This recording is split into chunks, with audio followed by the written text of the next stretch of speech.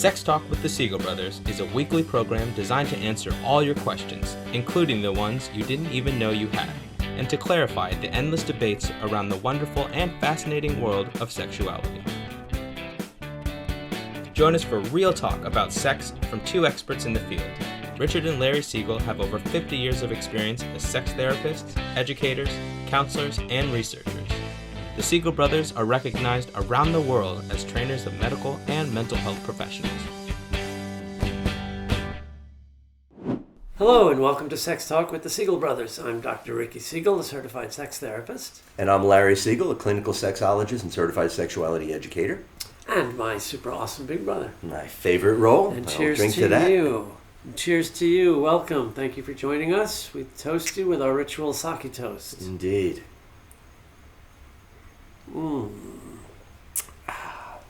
Delicious, as always. The sake mixologist. So welcome back, my brother. And welcome back to you too. So it's been another good week. It has been. I hope it has been for you all as well. Indeed. Hope everybody's continuing to see glimpses of a new normal as hopefully more and more people get vaccinated. Mm-hmm. And we see what the new normal looks like. Though it's upsetting that like 8 or 10 million people who got their first shot did not get their second shot. Get the hell out there and get the second shot. And 70% of people who are Republicans aren't going to do anything. So, Is it that high? Yeah. That can't be. 70% of Republicans are not getting. No, there got to be more. Don't believe in it. Don't think it's worth it. No, sorry. It's it's just a one-way route to crazy town. I'm sure that getting the virus is a choice. I'm sure we don't have a big viewership amongst a lot of Trumpers, but if anybody happens to be listening who hasn't gotten a vaccine or don't think that you have to or don't think that it's real, go get a fucking vaccine. Yeah. It's real, it's important for everybody, not just your selfish ass. Yeah, again, and that's the thing that people don't understand that have these objections. Wearing a mask is not a personal affront. It's not a personal choice. It's a public health issue. Right. And for folks like us who spent our entire careers fighting for people's right to choose, whatever that means, it's just been especially mind-numbing, the either complete idiocy or the balls to co-opt a phrase like "my body, my choice" for something as stupid as wearing a mask. When people don't argue with cops if they get pulled over for not wearing a safety belt, because it's the same issue, right? These are questions these are issues that have been determined to be more important than individuals' rights and freedoms, and when they impinge on someone else's. Absolutely, and I would like to know if these same people who are basically up for armed insurrection over mask wearing were showing up in your own town halls, city halls, if you were showing up in your local government centers armed because you didn't want to wear a seatbelt, or because you have to have insurance to drive a car. I really am mostly hard-pressed to see why wearing a mask and respecting social distance is such a trigger for these people. And it's such a trigger. It's spilled over now, a year later, into vaccination. Yep. Which is also not a political thing. It really isn't. And again, it is true to some extent that there is, certainly some of the things with the vaccines that we don't know. We don't know exactly how long they will protect us. Right. We don't know exactly how many variants it'll protect us from. We do know that they are, in spite of the very, very few cases that we've been hearing about in the news, they are overwhelmingly safe Yeah. They are effective, and the biggest one that I think these people need to hear, we know exactly what's in it. This idea that this is some mystery box that they're just putting into your arm, and you morons that want to think that this is a Bill Gates some left-wing conspiracy of putting some nano chip in you. First of all, if you're worried about it, nobody gives a shit about what you think. Really. So don't, you're safe. If you think that way already, nobody's trying to get into your head. That's a place that no rational person really wants to be. Right? So kind of stop this nonsense. Let's stop the science fiction, and let's deal with this thing that so many of you go out of your way to avoid, that little thing called reality. Even when they stopped issuing the Johnson & Johnson vaccine, because 6 people out of millions? 8 million. Had blood clots. Right? Take a look at the blood clot risk for women on birth control. Right? Or smokers. Right? Yeah. It's another one of these arbitrary things. 6 people out of 8 million. Oh my God, it's dangerous. See, we knew it. Right. People do far more dangerous things. People use far more dangerous drugs every single day than this vaccine. Anyway, let's get it. All right? Yeah. Just get it. All right, boy, let's stop this. You get too angry talking about this. Let's. But this is I'm done with this stuff. I want this to be over, but I want us to do this in a smart way. Right. The only way we're going to get herd immunity is if the vast majority of the world population, not just your town, the world population does get vaccinated. And too many places run by people like our governor, Ron DeSantis, douche. And the Texas governor. D behind his name. For douche. Opening up at the instant, there's a vaccine. Now we can open up. I really expect a lot more people are going to die who haven't gotten vaccinated yet just because of all of this. Oh, we're normal now because there's a vaccine. Right. I haven't heard anything about another wave yet. There's other waves. It's tearing up Europe again. Absolutely. Still. Yep. It's really, India, so many places are hit hard. And we have vaccines we can't give away because we would, no, thank you. I don't want Bill Gates' chip in my arm. Let's be real world leaders. Plate in their head. Okay. So let's shift gears and talk about our topic tonight. Indeed. It's unfortunately not an especially light one either, but it is important. And it is the last week of, what has it been called? Sexual assault awareness. Awareness and prevention, right? And this is also an aspect of this that does not get talked about. And there's a lot around sexual assault that doesn't get talked about. But this one is truly hiding in the shadows. Yeah, and it is happens to be in the title of a powerful documentary that was made by our guest tonight, and just flew out of my head. But we'll be talking with Dr. Stephen Braveman, a dear old friend, ASECT buddy, conference buddy from way back. Was around when I showed up, and he's a true gentle man. And wonderful sex therapist in Monterey, California. Right, and a lot of his work is focused on this part that nobody talks about. Boyhood Shadows. Boyhood Shadows, right, is the name of his documentary. It was done on PBS, and we'll provide several places where you can find it. But this is a documentary about that thing that really doesn't get talked about, and that is the sexual abuse, the sexual assault of boys and men. Right. And there's so many things that keep this in that darkness. And probably the biggest factor is just a misunderstanding of what sex is, what assault is, and I think what male sexuality is.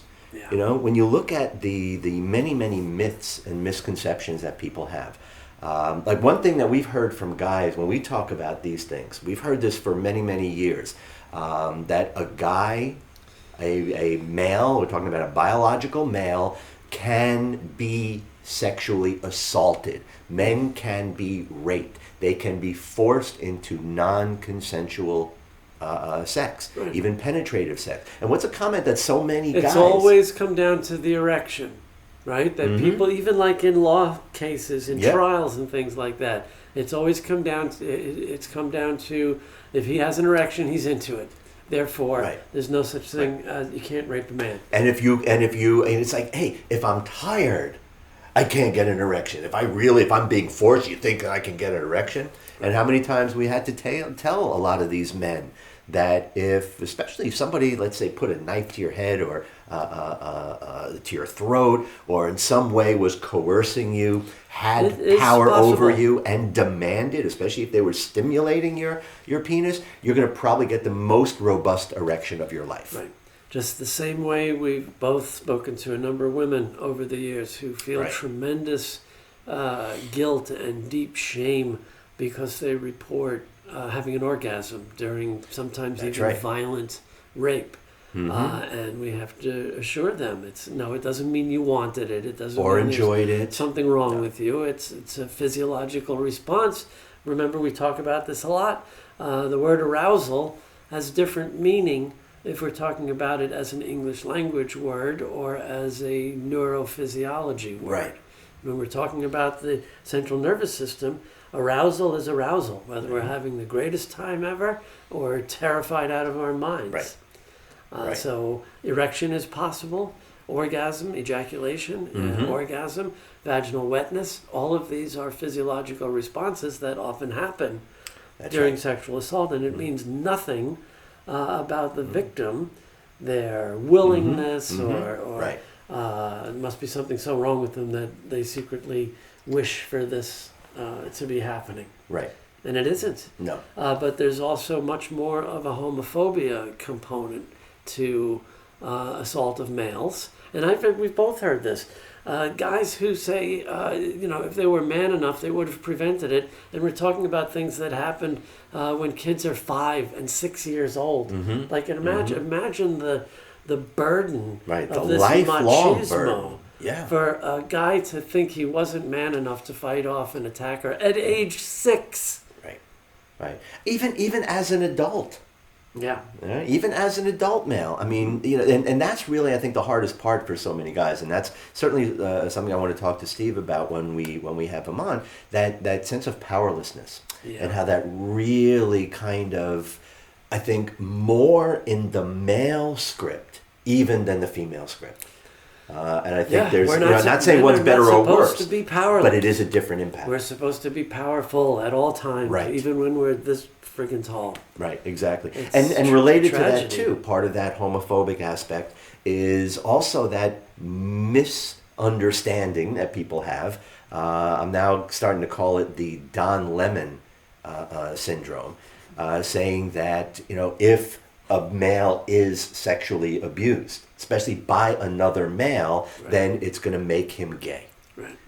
And it doesn't work that way, folks. It really does not. Orientation isn't caused by an event. Orientation isn't changed by an event or an experience, chosen or otherwise. Exactly. And being a man being raped or sexually assaulted by another man will not sort of recalibrate his orientation.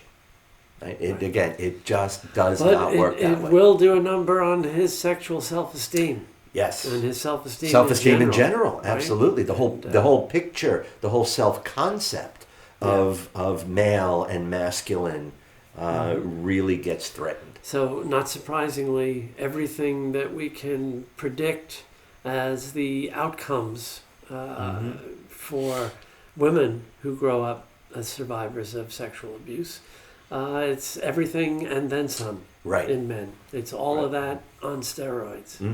And I think we're used to talking about how pervasive this is among women. We know statistically 1 out of 4 women will experience some kind of sexual abuse before the age of 18, but if you kind of put that out and extend that over the course of her lifetime, 1 out of 2 women experience some kind of sexual assault. With men, like 1 out of 6 are experiencing sexual abuse before the age of 18. But again, if we now just look at it over the course of a lifetime, 1 out of 4 men are experiencing some kind of non-consensual forced sexual activity. And like with the numbers we see with women, because this is only based on what's reported, it's a good bet that these are undercounted. Probably way underreported. And, you know, again, we'll obviously talk to Dr. Braveman about this, but, and this is going to sound bad, but just based on gender roles, there's something, I mean, this is fucked up, but there's something kind of normal or expected in the roles for a woman to be assaulted by a man. Right. All right. So again, just so I understand what you're saying, that, and again, what's the shameful, the most shameful part, I think, of what the point that you're making is that this has been so much a part of women's experience. Yeah. That, again, we're not surprised. But it fits in the role. I mean, going back to the caveman, knocking a woman on the head with a club and dragging her by the hair back to the cave, that's the role. Women are supposed to be dominated and, you know, persuaded with force if necessary, or exploited.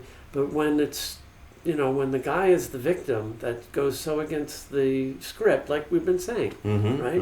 Men are supposed to be in control, even if they're even if they're boys, and sexually, that victimization cuts deep, and almost always lasts a lifetime. Right, and then add on factors of reporting. Right, go to a police station, a bastion of masculinity, if not toxic masculinity, going to report that they were sexually violated, they were raped, especially if it was a man who was raped by a woman. Absolutely. Which is something that, again, we've talked about that, and, you know, a room full of guys, and the first response we hear from some of these guys is, you know, a woman can rape a man. Oh, I wish. We're like, no, you don't. You really don't. This is not an opportunity. Right? This is an assault. This is a victimization. This cuts the entire sense of self to pieces. Right? No matter who you are, to be, you know, basically abused and assaulted in that way. So we really do have to do a better job of just even allowing men who are experiencing abuse and assault to just be visible, to be heard, so that we can provide the kind of treatments that are so necessary.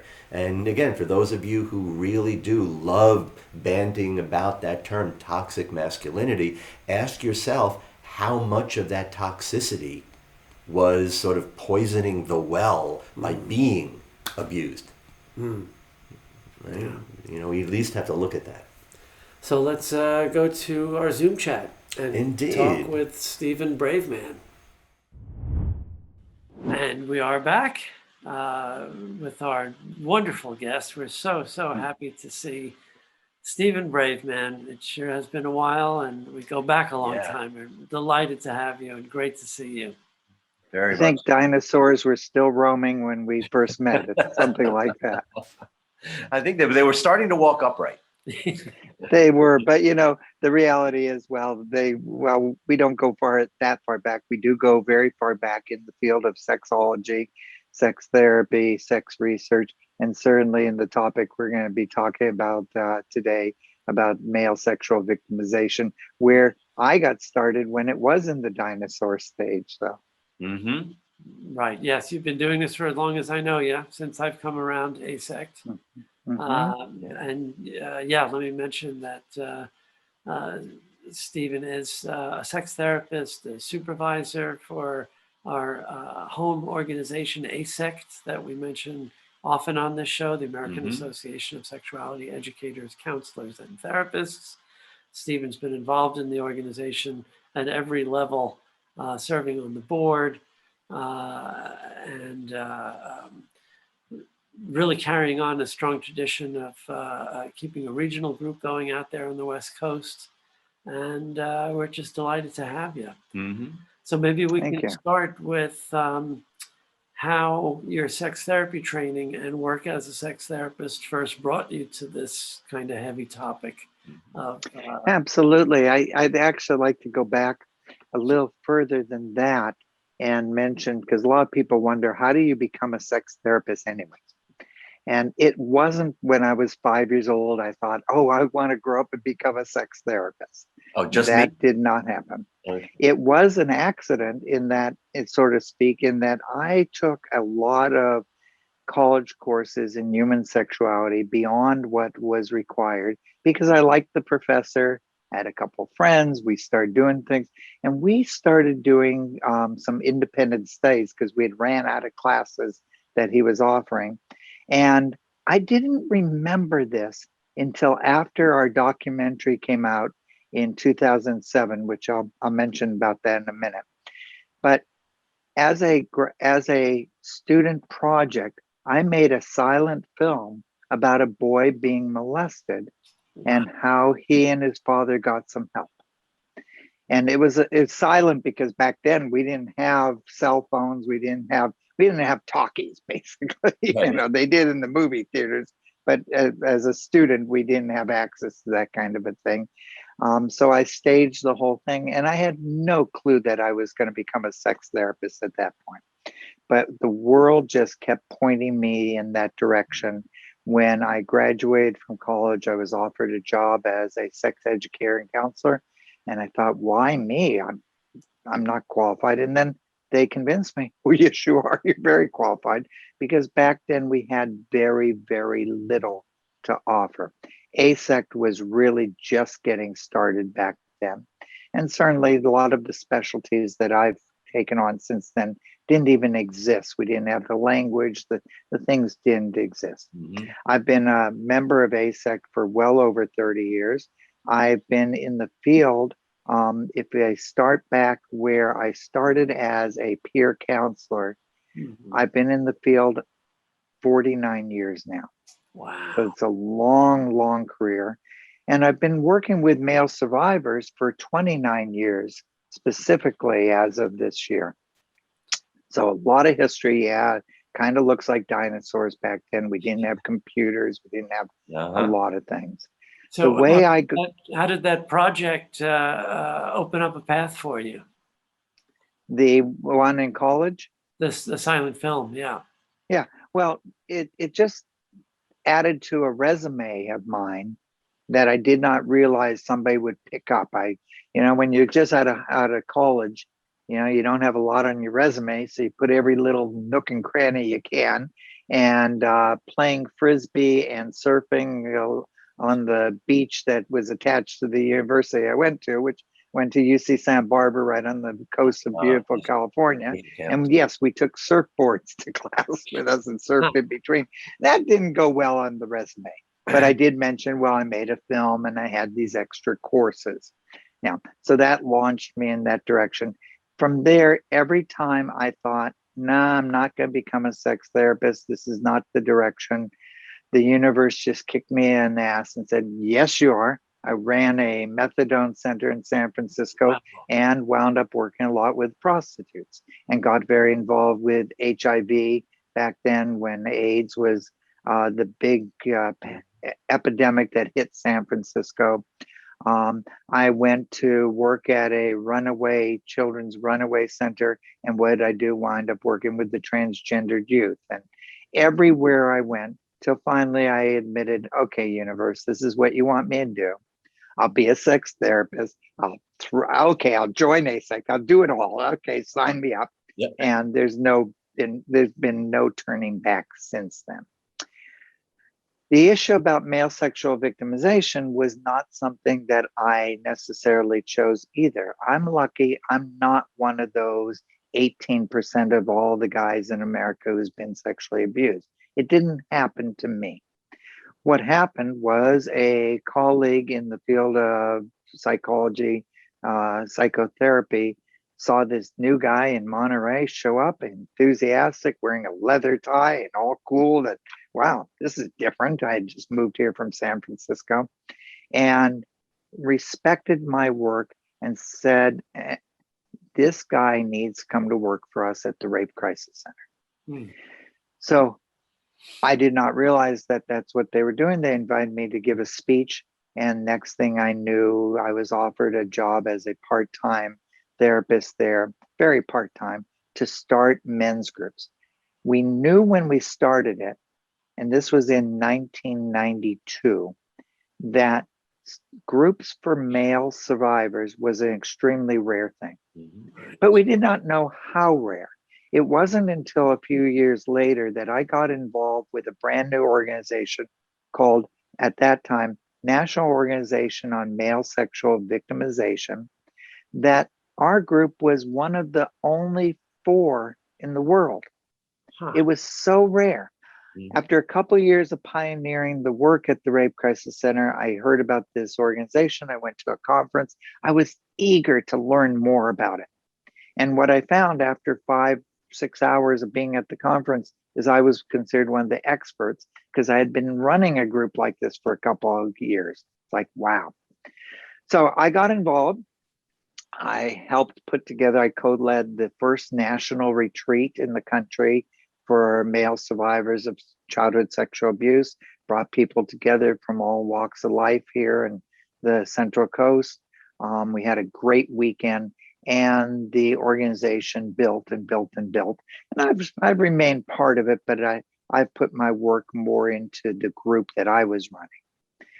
After about 18 years of doing this work and learning an awful lot about it, Michael Jackson got accused of being a pedophile, and a woman in a local newspaper was quoted on the front page saying Michael Jackson had to have been molested as a boy because she said definitively, when boys are molested, they become pedophiles. This is called the vampire syndrome, and it's a myth that guys go on to bite others like they were bitten. And it's a very damaging, very dangerous myth that people believe. So at the Rape Crisis Center, my group and I decided we need to get the word out. We need to do something about this. We need to educate the population about it. Incidentally, going back, why did we have to educate? Well, when we started this group, I told you it was rare. Well, it was also very rare that anybody believed males could be sexually abused. In the 1950s and into the 1960s, if a man said he had been sexually abused, he would have been considered either a liar or mentally ill. And if he persisted, he would have wound up in a mental hospital. And yes, I had patients who were in mental hospitals because they were saying, hello, I was raped as a kid. Nobody believes me. Oh, here's more medication. Oh, you're crazy. Oh, you're crazy. It doesn't happen. Wow. So even after 18 years of leading this group and getting a lot of notoriety in the local newspaper and in some national magazines, Newsweek, Rolling Stone, things like that, it still was such an unknown. We had to make a documentary, and we moved forward with it. Interesting piece about, well, get the word out.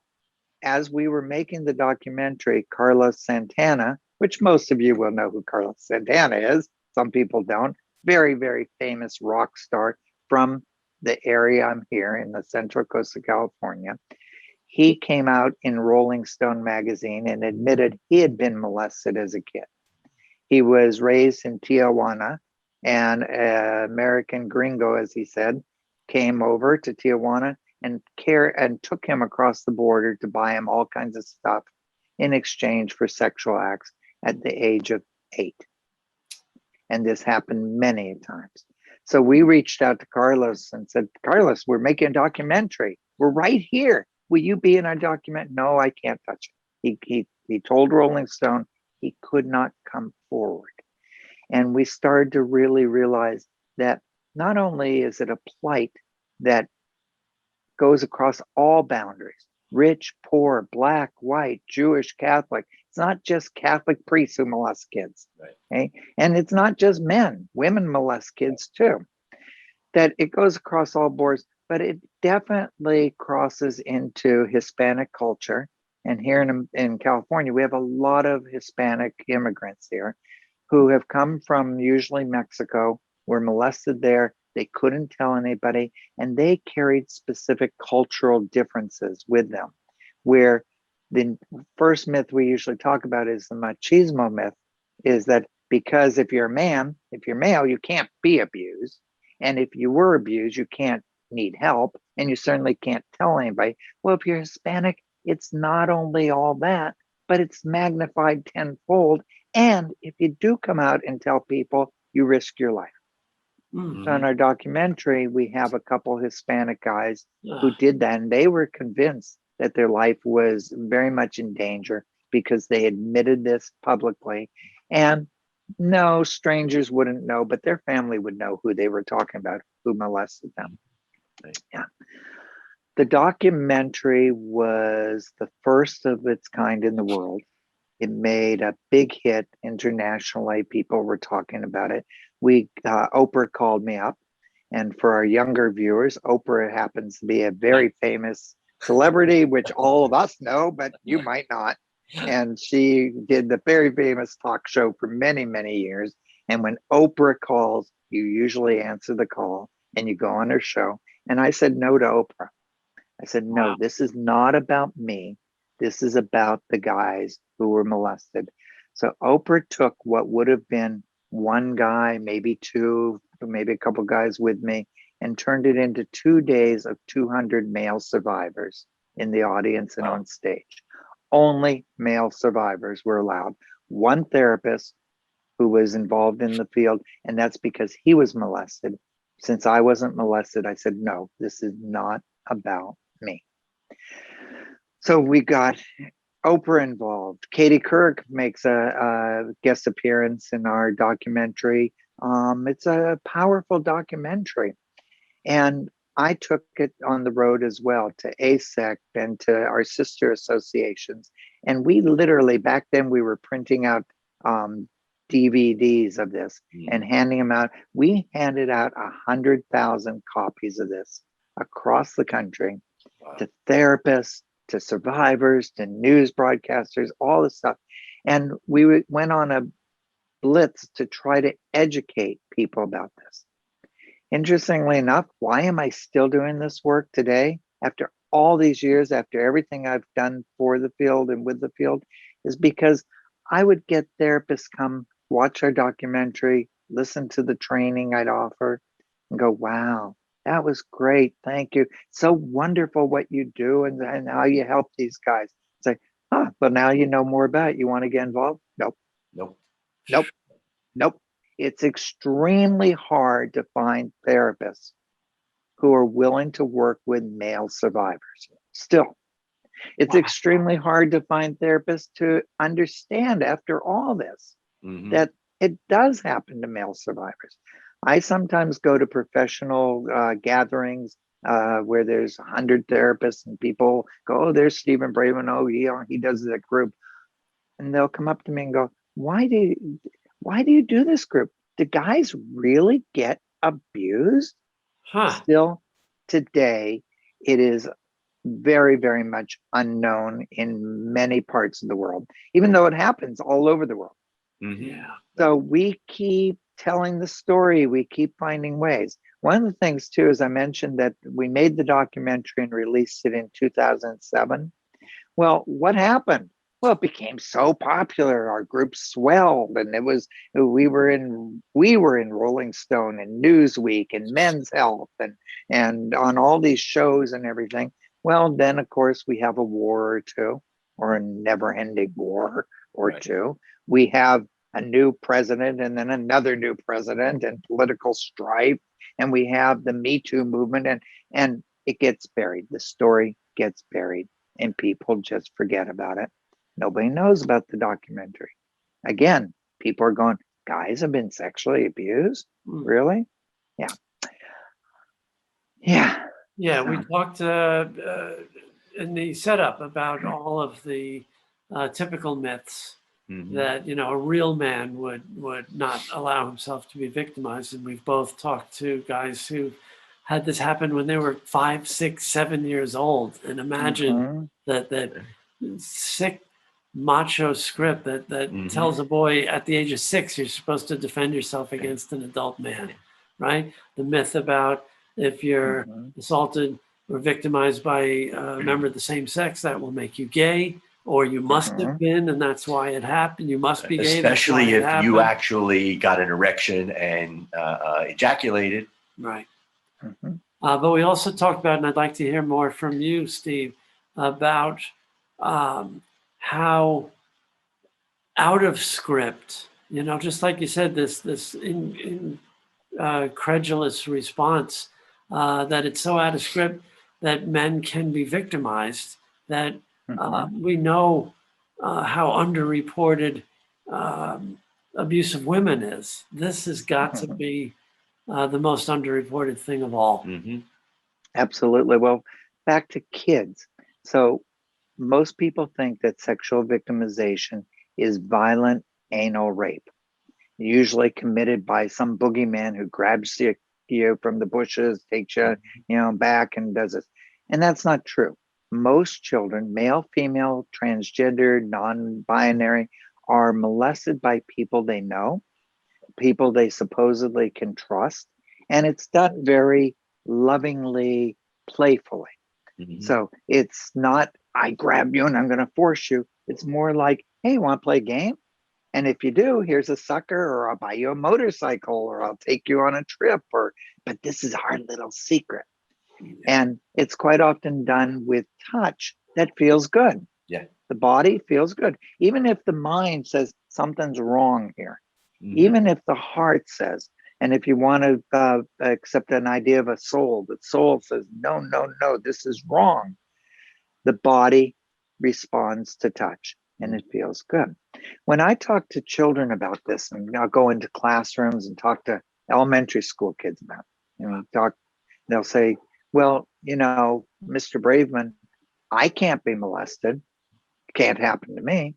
And I'll get up and I'll come close to the little kid and I'll say, oh, really? Why? I'll say, well, if somebody tries to touch me like that, I'll give them a karate chop. I say, oh, do you know karate? Of course not. They don't know karate.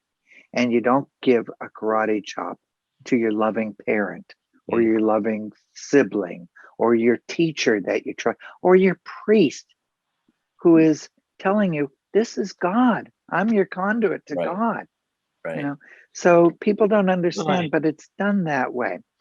And how do you report this? How do you say, I'm a male and this happened to me? Another part that we didn't cover in the documentary, but I've become known as one of the go-to experts in the country about this, is what happens when you have a teenage boy and a adult female teacher. Right. A lot of people think, oh, you were molested. Hey, your boy, you got molested by and it's almost always blonde, blue-eyed, drop-dead gorgeous woman. And they go, oh my God, he's so lucky. And his peers, male peers, will go, he's so lucky. His female peers won't say that. They go, ooh, that's creepy. Okay? And the boy may feel very lucky. But if the teacher gets caught, and especially if she gets kicked out of her job, rarely does a teacher like that get arrested. Once in a while, but honestly, if she's a person of color, she's going to get arrested. Right. If she's white, blonde-haired, blue-eyed, she's going to get suspended for a little while and not much else. So the kid finds out, oh my God, now she's in trouble and all his friends are mad at him. You blew it because I was wanted to be next. Right. You ruined it for me. Ruined it for me. So a kid like this grows up with different kinds of symptoms than the kid who's molested by somebody else when he's real young. But one of the symptoms that he grows up with is that he gets the idea rules don't apply to him. So he might be a little too pushy in his own relationship with his girlfriend or his boyfriend. He might feel sexually entitled.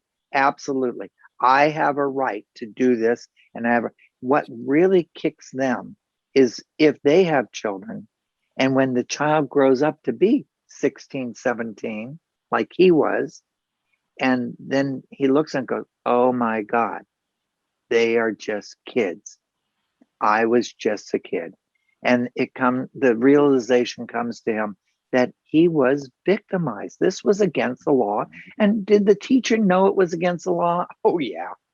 Every year, at least here in California, I don't know about other states, but at least here in California, every year when schools start up for the season, the teachers are required to get educated once again in what is suspected child abuse. And they're told real clearly, no, it's not okay to have sex with children. Yeah. Mm-hmm. So very, very damaging.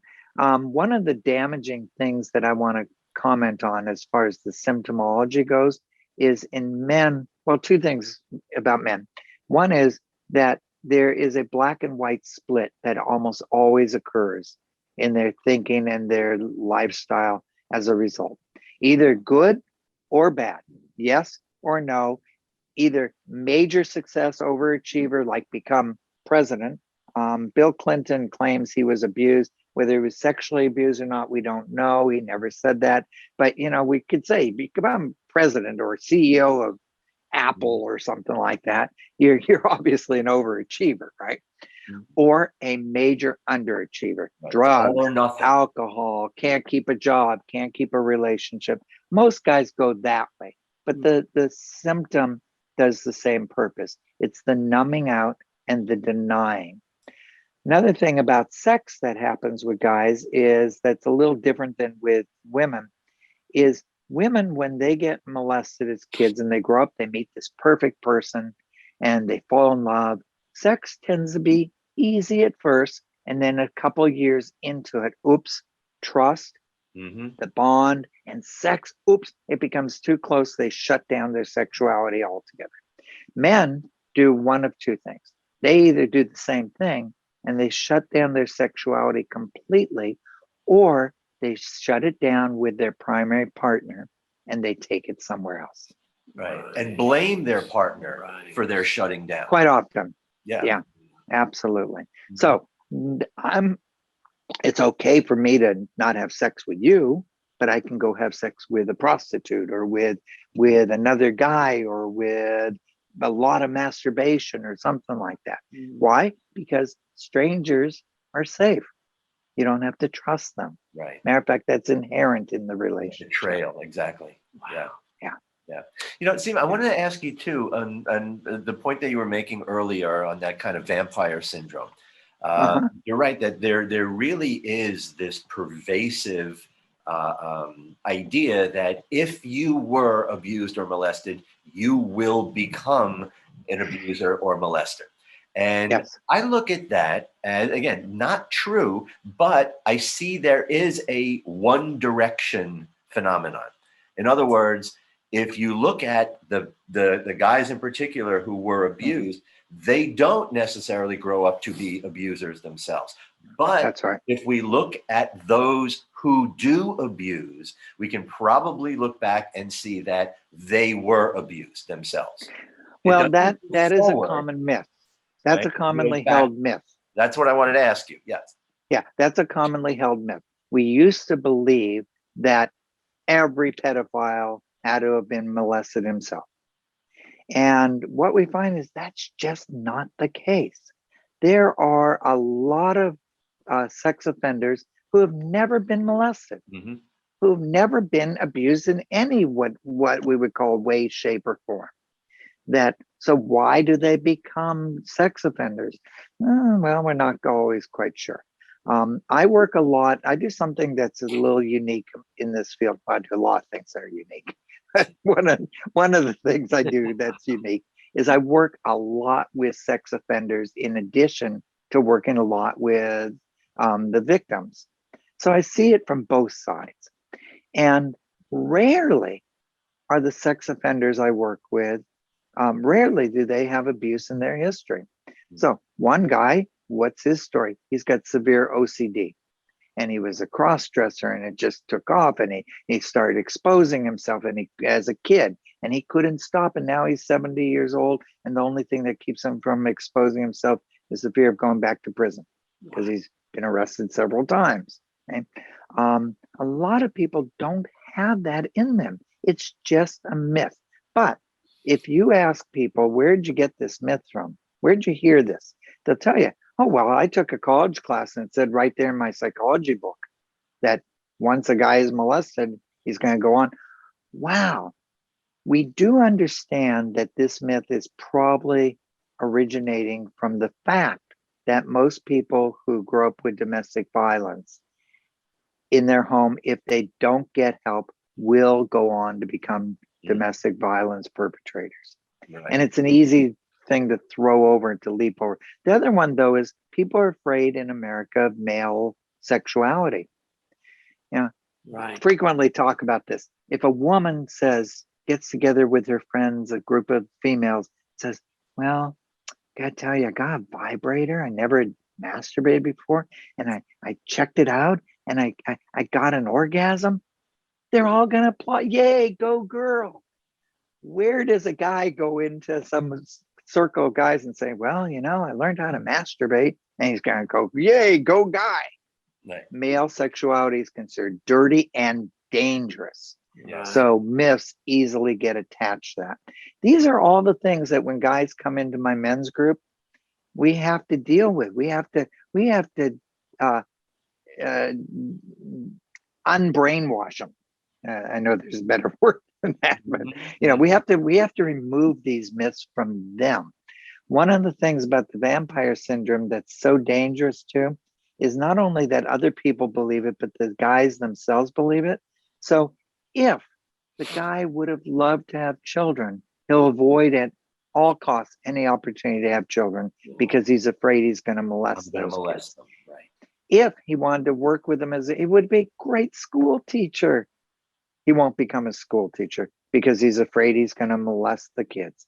And of course, if he finds a woman to partner up with, and they're going to get married and have kids. And then he says, oh, by the way, before we say I do, I want to let you know, I didn't say I do when I was a kid and I got molested. Oh, it's off because, oh my God, how can I marry him? He's been molested. He's going to grow up to molest our kids. Our kids won't be safe. Right. Yeah. Yeah. And you touched on the gay issue a little earlier. A lot of gay men who were molested firmly believe that that's why they turned out gay. And we know you can't make somebody gay. You can't make somebody straight. You can't, we don't have that power. We can make them have sex with same-gendered person.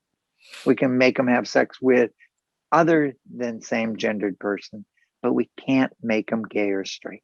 It's just not possible. So I'd like to mention, as I was saying, that we've come a long way, and that we've built organizations around this.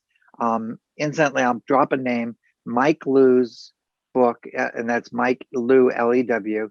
Victims No Longer was the first book on the market that really said, hello, I'm a guy. If I was molested, this is what you ought to look for, where guys could read and go, oh, that's me. Or where somebody else could read and go, that's him. Oh my God, that explains it. Since then, there's been many, many books by very well-esteemed colleagues. And one of them is Richard Gardner in New York.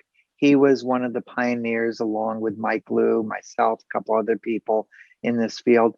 And the reason why I mention him is in a couple of days, we are having an international panel through the International Society for Sexual Medicine. The panel discussion and presentation is on male sexual victimization. Yay! We're getting this internationally. We have over 500 people signed up internationally that will be attending live during this event. Medical doctors, nurses.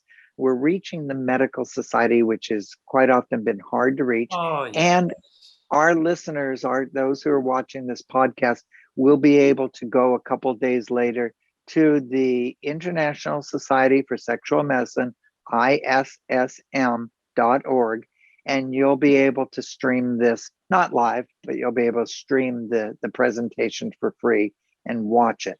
Excellent. Yeah. Also, I want to mention the documentary Boyhood Shadows. I Swore I'd Never Tell is the name of the documentary we made. While we gave out thousands and thousands of copies, things didn't turn out the way we thought in the long run. And the only way somebody can actually get a copy of it now, the original copy that we still stand by, is to reach out to me directly, and I will email it to them. You can have the film for free, always free. Don't ever pay for our film. It's meant as a gift to the world. Anybody, just contact us. We are at isgcmonterey.net or ISGC of California. We changed our name from Monterey to California officially, but we couldn't change the website address recently. So reach out to me and we'll send that to you. That's great. Absolutely. Now I saw that it is also available online on through Vimeo. That is not a valid copy.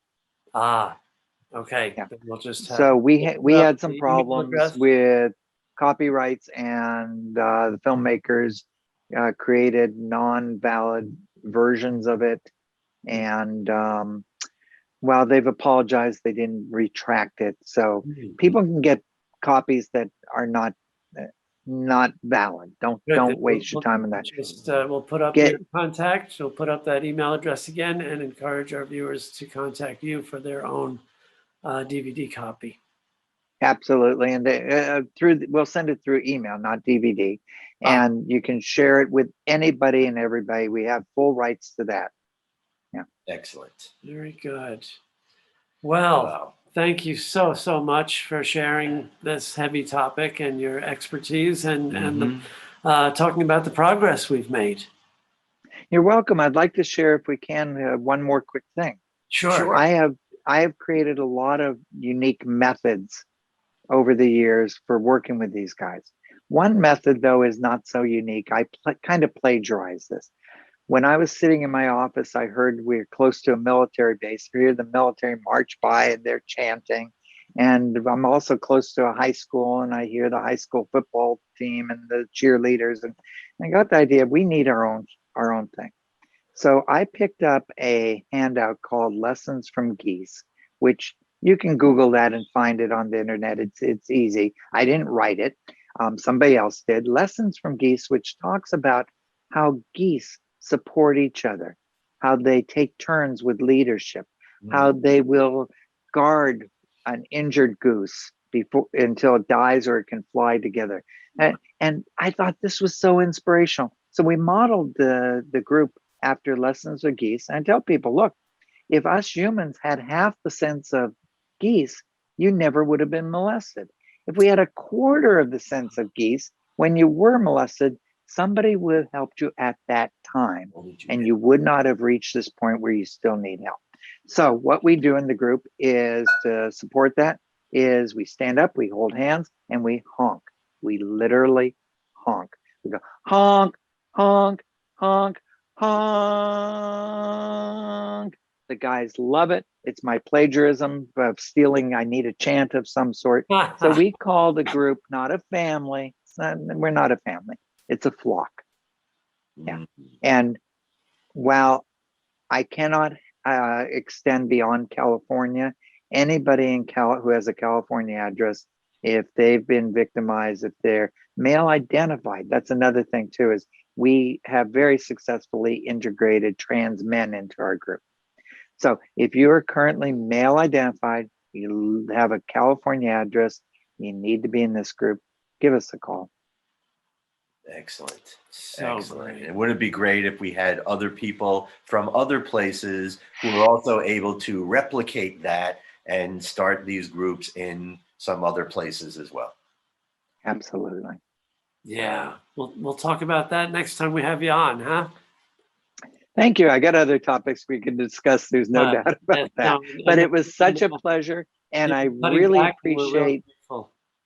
Thank you, and I really appreciate getting this one in during April, because if people don't know, April is Child Abuse Prevention Month, and it's always a special honor to speak about these issues during this month. So thank you. Good. Our pleasure. Thank Thank you so much. you, It's so great to see you. It's been a Stephen very, very Braveman. long time. From Monterey. Again, contact information will roll in the credits. And thanks so much for being with us. Yeah, thank you so much. Cheers. Wonderful job. Indeed. Really Yes, powerful indeed. stuff. You know, and again, I'm so glad that we have an opportunity to talk about this. But I wish we didn't have to. You know, I mean, on any level. Yeah. You know, I would love to be able to, you know, come out somewhere and say, hey, we got it beat. We don't do this anymore. Right? Good for us. Yeah. But I know we talked a lot about these myths with Stephen, but let's just go through a couple of the more persistent sure. myths Sure. about sexual abuse, right? Mm-hmm. Okay. So as we said, owing to the whole erection thing, the myth that men cannot be forced to have sex against their will. Yeah, they certainly can. And again, specifically related to that, just because a guy gets an erection while he is being abused and ejaculates doesn't mean he's enjoying it. I've heard that from a number of sex offenders over the years when they are molesting boys. A lot of their justification is, I'm not really doing anything wrong. They all came, and some of them returned for Right, more. right. So they So must have that- enjoyed it. I must not have been doing something bad. Right? No, Yeah. that's piece of shit thinking.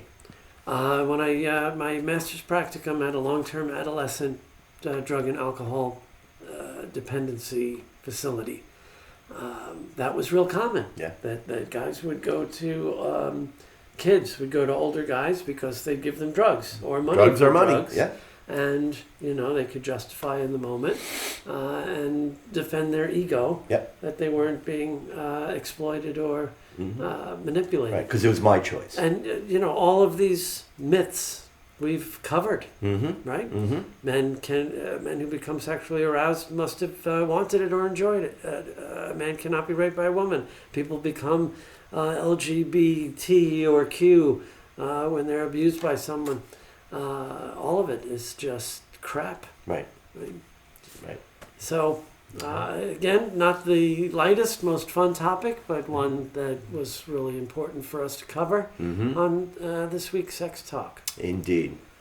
So thank you, and want to thank you for joining us this Friday night and every night here on YouTube. We would love to have you subscribe to our channel. If you're on Facebook, hit that like button, share it as much as you can, and certainly leave us some comments. We would love to hear from you. Yeah, we're not here every night, but the shows are always available on YouTube. We're premiering live on Fridays at 7 Yes. East Coast time, and we'll return here next Friday Indeed, we will. at the same time. Cheers to you again. Thank you. Thank you, and stay well. Thanks for watching Sex Talk with the Siegel Brothers. Join us each week on Friday at 7 p.m. Eastern.